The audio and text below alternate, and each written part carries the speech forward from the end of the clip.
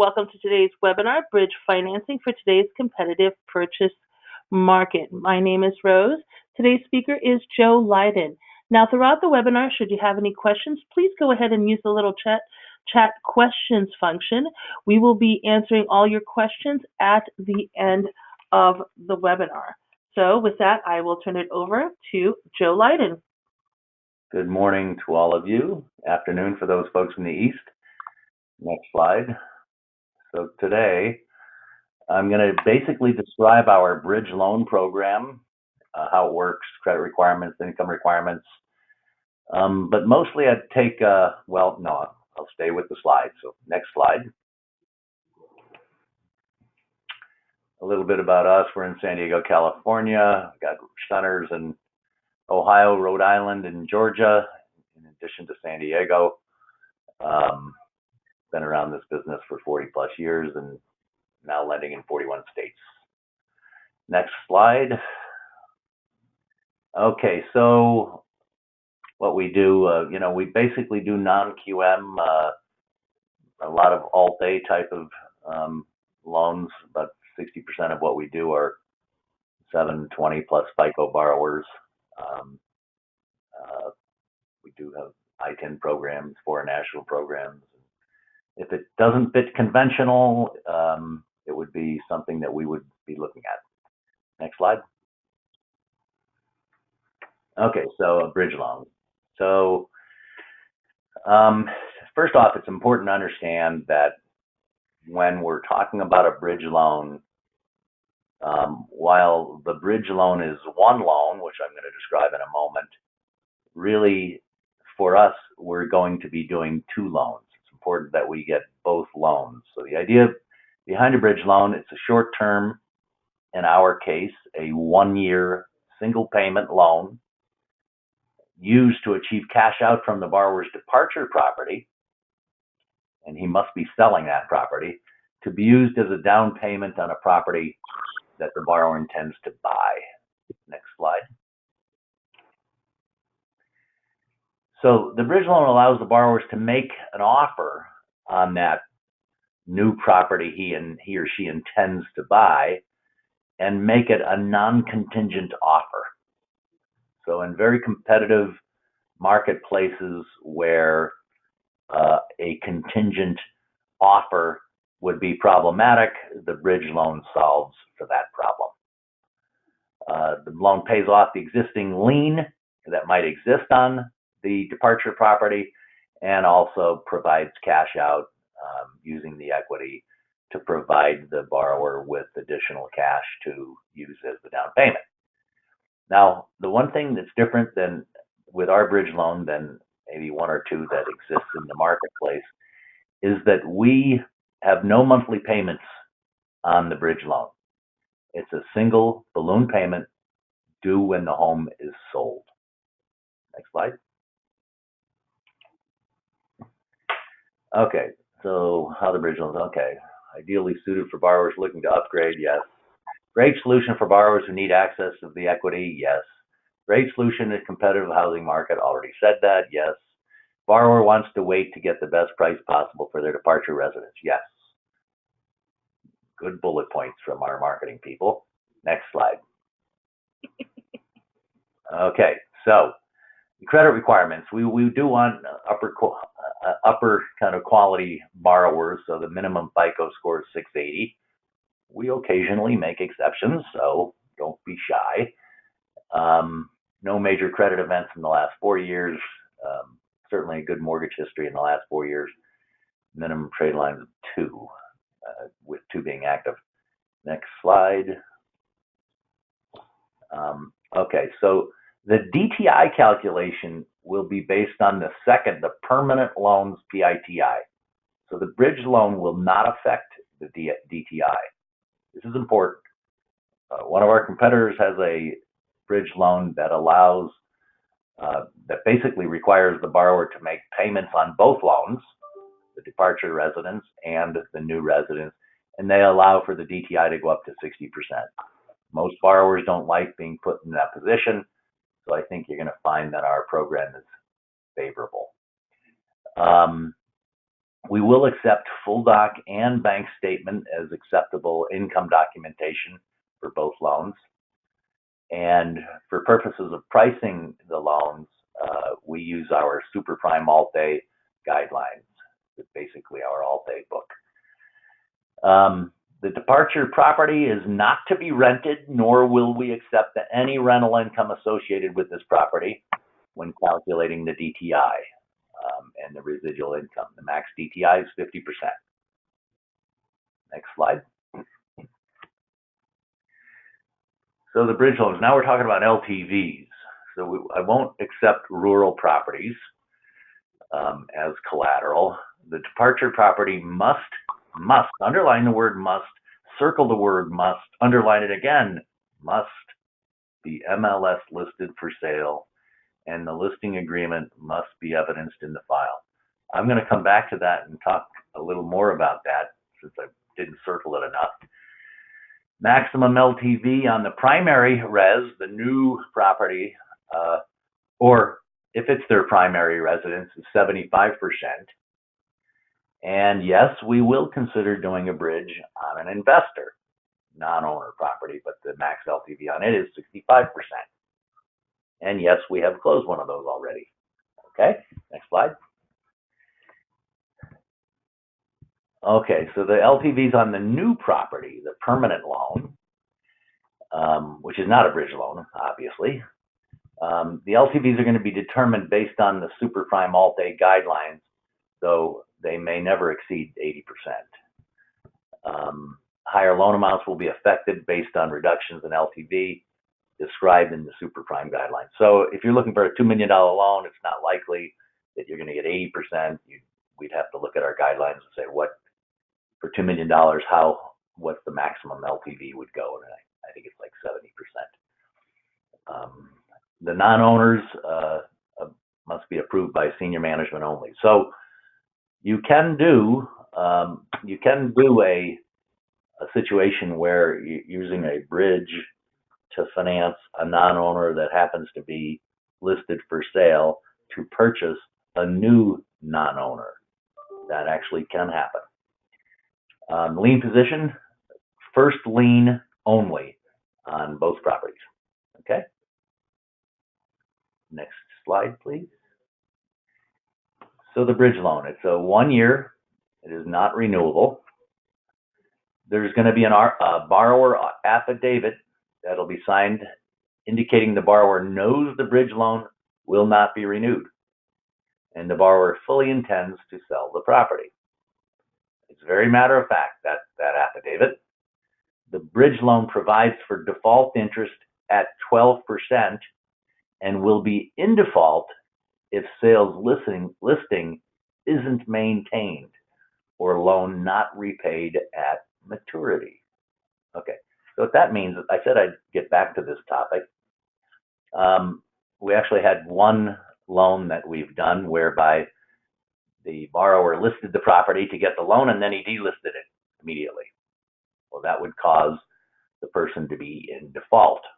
The idea of this program is it's short-term financing to help the guy buy the next house. It's not intended to give this guy 12 months, no payments, and nothing's going to happen with the property. So it does put him in default. Once he's in default, it means that we're going to start a foreclosure process. Okay. Loan amounts as low as 150, as high as $3 million. When LendSure funds the bridge loan, it must always fund the second loan associated with the purchase of the new home. I really should underline and circle the word always. Always fund the secured loan associated with the purchase of the new home. We will not do standalone bridge loans. In fact, we make very little on the bridge loan. The investor that buys this product essentially does not pay us a premium, but is willing to do it only if we get the other loan, the permanent loan. Okay, next slide. Joe, the next slide is the scenario video. It's what? It's the loan scenario video.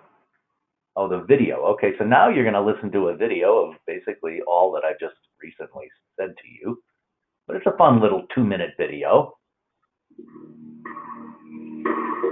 That's good music too.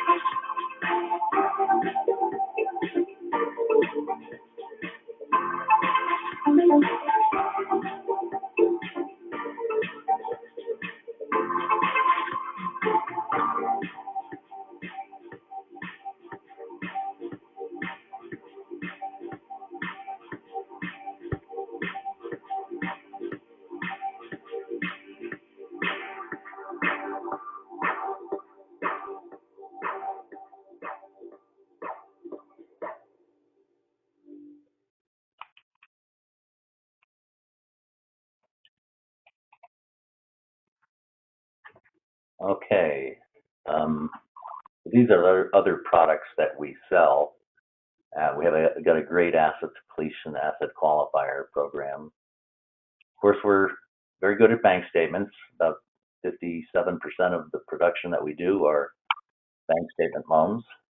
Um, and more than anything, we give you kind of an income within a 24-hour period. So if you're struggling with knowing how much income you have on a loan, if you send us the bank statements, we can get that done inside of 24 hours for you. We've got an investor cash flow program, ITIN program, good foreign national program, and we do condo hotels and non-mortgable condos as well.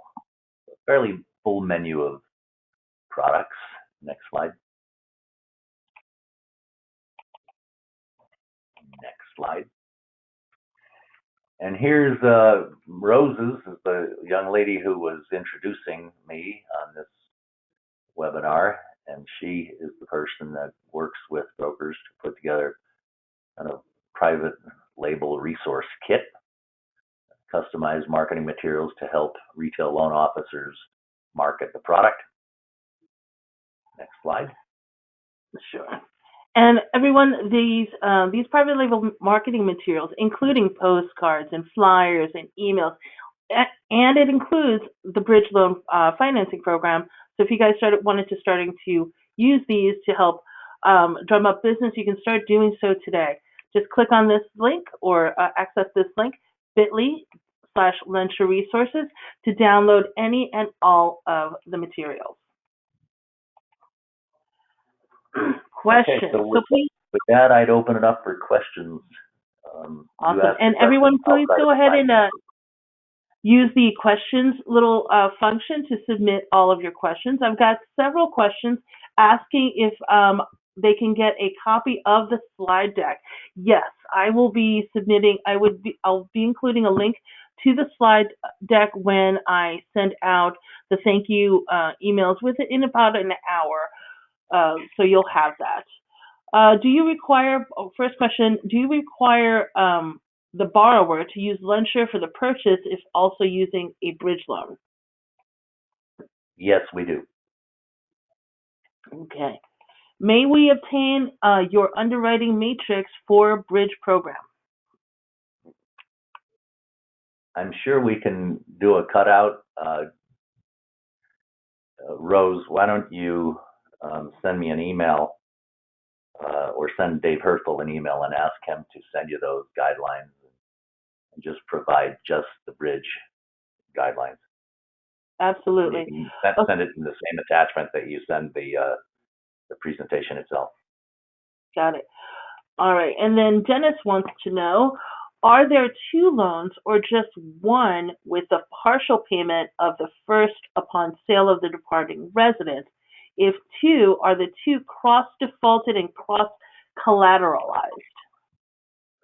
Very good question, Dennis. There are two loans, and they are cross-defaulted but not cross-collateralized. So what that means for some of you folks that doesn't know what that really means is if the borrower, for example, delists the property that where we have the bridge loan is departure property, then that puts them into default situation. And that also is cross defaulted on the new transaction. So essentially, the message is we can start foreclosure on both properties. Now, do we really want to do that? Of course we don't want to do that. We're not into the business of taking people's properties. I have no interest in that. However, we want to be very clear that this loan is a short-term loan intended to help people buy their new home using the equity from their departure property. It is not for any other reason than that. So we fully expect these loans to pay off within 2, 3, 4 months. Okay. Michael wants to know, is there a prepayment penalty on the takeout loan? No, there is not. It's a good question, though, Michael. The pricing on the bridge, and people got to listen carefully to this. It's priced at 7% and 1.5 points to LendSure. Now we're capped. This is a 1-year term loan, and Section 32 has a rule that says we're capped at a 10% total. So 7 plus 1.5 takes us to 8.5. So that remaining 1.5, the difference between 10 and 8.5, is there for broker compensation and any other APR related fees. So I can't tell you exactly what you can make because it varies from based on loan size, but I can say to you that it's about a point. In some cases it's a little less, some cases it's a little more, but that's on a case-by-case basis based on the loan size. So I can't give you a one-size-fits-all, here's the answer. Just know that you're not going to get rich on the bridge loan itself. The idea here with this program is we're providing you a product that enables the second loan, the long-term loan. Steve wants to know, just to confirm, the borrower has to have 25% equity in their departing residence and 20% down on the new home? Well, yes. Let's walk through it slowly, though. I'm going to use some whole numbers so that it's real easy to do the math in our head. Let's assume someone owns a departure property and it's worth $1 million, and they have a $200,000 mortgage on it. Okay, so $1 million, $200,000 mortgage, and they want to buy $1.5 million property. Okay, and they want to finance. Let's just say they want to finance 70% on the new property. So 70% on $1.5 million is a $450,000 down payment or a $1.05 million loan amount. Okay, but they don't have $450,000 in their checking or savings account, but they do have equity in the departure residence. So you look at the departure residence, you say, oh, it's worth $1 million. Well, $1 million times 75 is $750, but they owe $200 on it. So $750 minus $200 would allow us to give them cash out of $550. So we can actually do that loan, do a $750,000 loan, and give them the $550,000 cash, of course, minus the fees.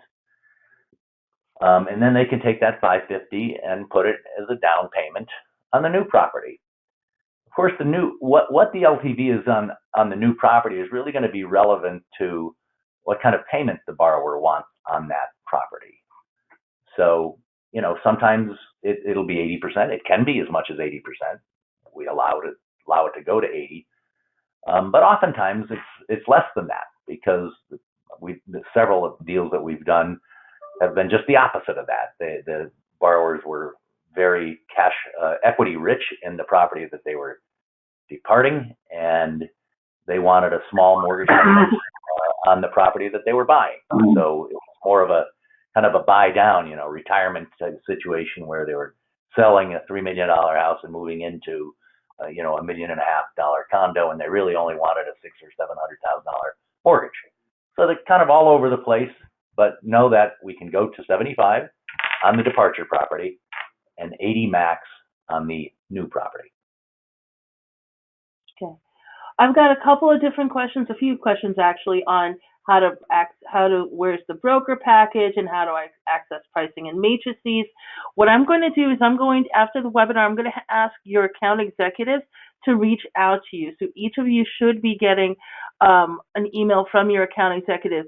If you want answers sooner, go ahead and reply to the email that I send later, Rose Waldy, that's me, and I'll answer all your questions and make sure that they're answered promptly. Joe wants to know, with a 65% LTV on the new purchase, what would the rate be on the new first TD on the purchase at par with full doc, assuming a 720 credit score? I have to pull up guidelines real quick, so a little patience. I want to say it's going to be in the mid fours. Let's see here. 720 FICO. 65 LTV. Yeah, 65 LTV, 475 would be at par. Of course, we would allow you to buy that down if you wanted. We can buy it down, and we actually finance the points when we do rate buy downs, so the points would be financed and would not have to be brought in by the borrower. And what would be the terms on that bridge loan associated with that loan? I got that wrong. I had the wrong program up. That would be 4.5%. Sorry, 4.5%. And what was that next question? Oh, he wants to, in relation to that scenario I just gave you, he wants to know what the terms of the bridge loan would be. So the bridge loan terms are going to be the same every time. 7%, 1.5 points. Okay, great. And I have very little ability to do anything there, because I'm constrained by the Section 32 rules that say 10% max. And I've tried to get that rate and pricing as low as I can so that we can actually do some loans. It's a short-term loan, so really the interest rate isn't front and center. The points are, the little bit of that 1.5 points basically breaks us even. So we're not making any money really on the bridge loans, just paying the people that are involved with doing the loan, and there's not much profit in it. That's why it's important that we get the new loan. Dennis wants to know, does the new first for the property being acquired meet TRID requirements in that the bridge is an actual loan with a balloon payment? Yes, it does. Okay. Do you earn SRP or origination fees on the bridge loan? Well, as I said earlier, we are constrained to a 10% maximum, so our interest rate's 7. Our points is 1.5. That takes us to 8.5, and then that remaining 1.5 points, difference between 8.5 and 10, is there for broker compensation and any other APR related fees. And as I said, that is going to vary from one loan to the next based on loan size. When you get to loan fees, the fees are going to be related to the loan size itself, so could mean that you make less than 1%. But the few loans that we've done, the brokers made roughly 1% on the bridge. So there's no yield spread premium. There's no lender paid comp necessarily. It's 1 point. So Mark wants to know, can we choose either lender paid or borrower paid comp? Not on the bridge, but on the second loan, the answer is yes. All that we'd say to you is we like to have those loans on the books for the secondary loan. We'd like to be on the books for a year. We're not interested in doing loans for 2 or 3 months and having them pay off. So if it doesn't work for you, then the program just doesn't work for you. But we intend to have the loan on the books for at least a year. And in that situation, yes, we can go lender paid or borrower paid. Justin wants to know, so the max LTV is based on the departing resident's value? Yeah, well, with an appraisal, we're going to get an appraisal done. And whatever the appraisal says it's worth, we're going to take that times 75, and that'll be the max loan amount. Okay. Jose wants to know, bridge loans are only used with non-QM financing? You mean in terms of the new permanent loan? The answer is yes. We are not a QM lender. We don't do conventional loans. So if someone is looking for this product, we've got, I think, fairly aggressive loan programs in the Alt-A space, but the lowest rate that I've got is in the low 4s. Okay. Julie wants to know, okay, so the bridge loan is in second position on their existing loan, right? And the purchase loan has the first on it. Is that right? No. So in my example that I used earlier, when I said it's $1 million house and the guy has a $200,000 loan, we would be paying off that $200,000 loan and then giving the borrower another $550,000. 200 plus 550 is 750, which is 75% of the $1 million value. That loan amount would be $750,000 and would have a first lien position on that property. It is not cross-collateralized on the new home, but it's cross-defaulted. So there's language in the document that says if you default, it puts the permanent loan in default as well. But there are no additional liens on the new property. Jose wants to know if we can use the I-10 program with bridge loans. No. Okay. Mark wants to know, what's the max time the borrowers can stay in the departing residence? 1 year. I mean, it's supposed to be listed, though. Remember, so we don't want to get into playing games. Is it listed? Are we trying to sell it or not? Okay. So, the idea is to list the property, based on what you think it's worth. Of course, we all know borrowers sometimes think they live in a castle when they live in a 2-bedroom, 1-bath, 1,000-square-foot home. And they have ideas that their castle is worth $1 million when it's really only worth $850. So, the idea is to sell the house.